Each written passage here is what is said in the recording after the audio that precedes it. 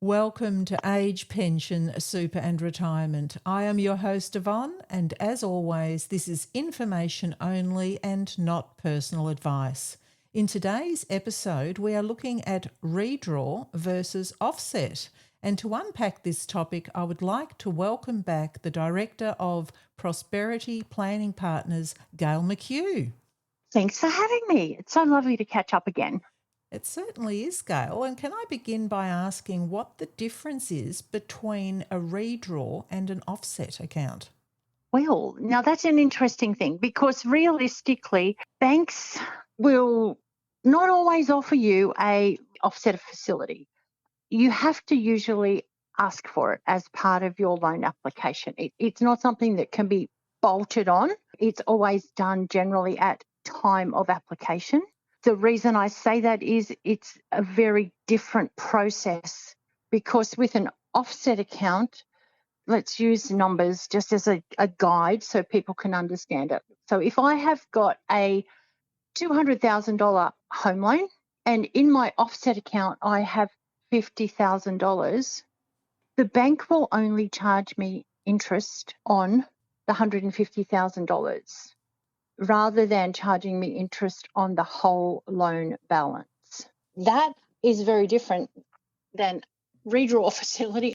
If it's a redraw facility, the bank can limit how much you can take. So I have a home loan and I have an offset facility, and I also have a redraw amount inside of my home loan. And that redraw amount can change quite readily based on which part of the month it is, as to whether my whole monthly payments have been made or not. And sometimes my redraw amount is less than it was last week because of the cycle that happens inside of a loan, because I personally pay my loan repayments weekly.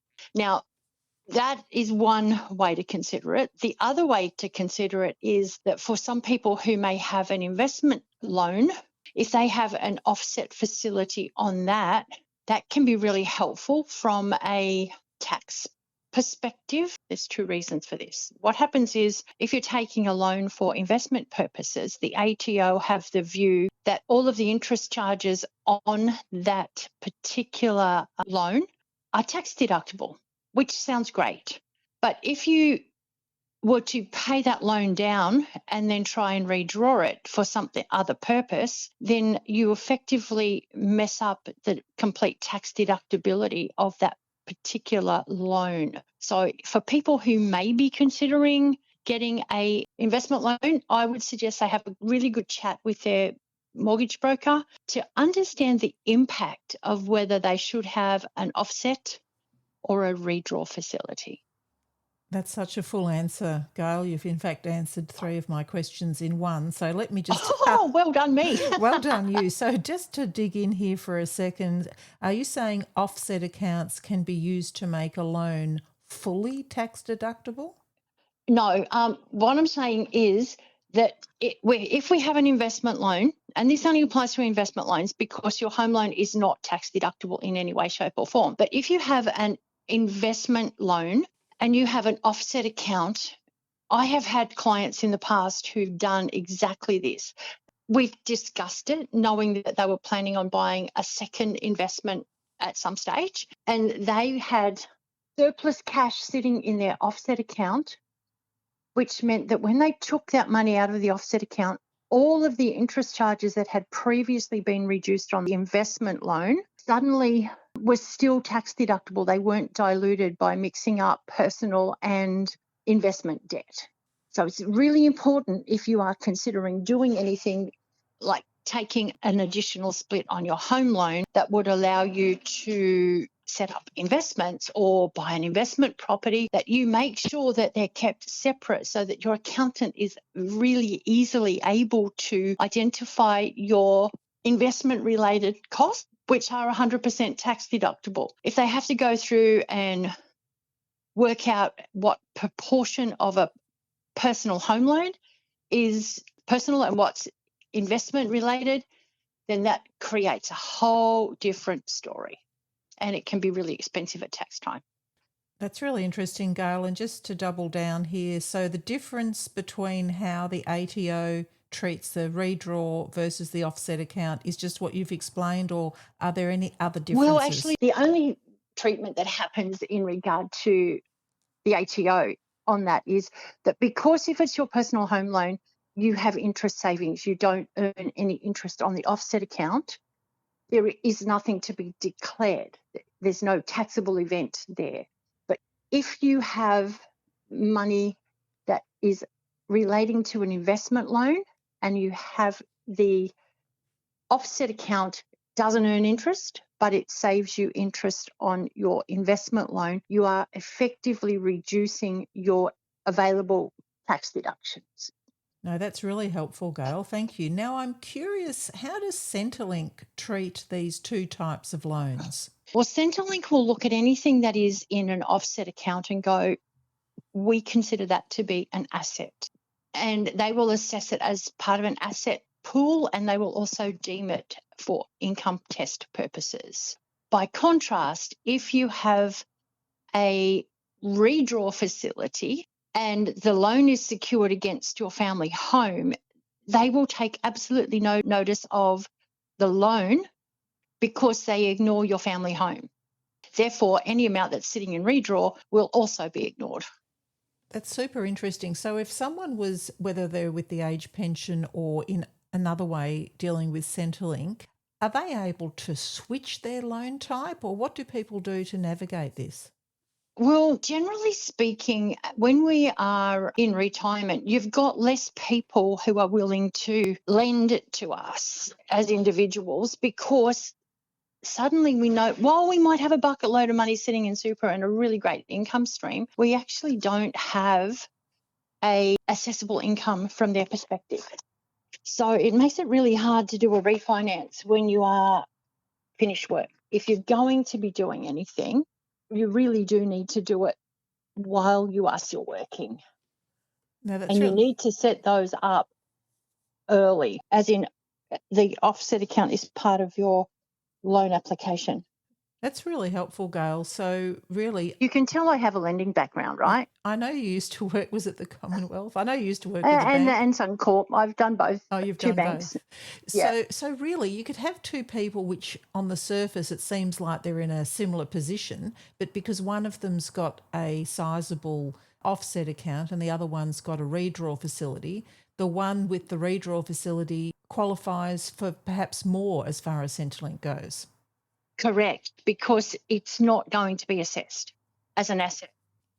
Yeah, I can see how this is just super important. And if people are trying to sort of start out on the right foot, getting all the correct advice is important here. And the thing is, quite often you get a better interest rate if you don't have an offset account, because that way they can charge you interest on the whole lot. Anyone who's got a mortgage and a normal savings account knows that they'll charge you more on your mortgage than they will pay you on your savings account. Yes. And that's why they need to be set up early. Yeah, it looks so interesting. And your background in banking is going to come in for the next question. Does it matter whose name a property is in if a loan is taken out on the property? Well, it never used to.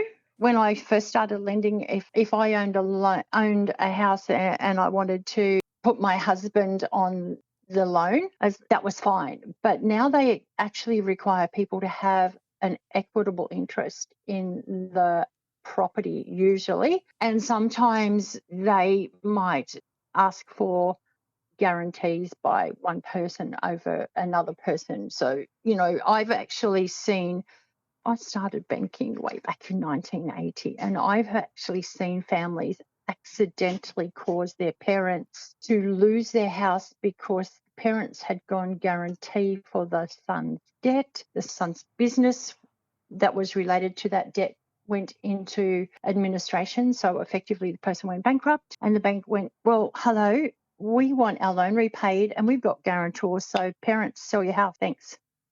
That sounds horrendous, Gail. Now I just have to wind back a bit. You said something about having an equitable, what was the word you used there? Equitable interest. So effectively, they need to be ideally on title. Okay, and any portion, any percent. Yep. And if somebody had 99% one, the 1% person still has to agree to taking the 99% person taking a mortgage. Right. And just, you touched before on someone being in an unfortunate situation, the parents.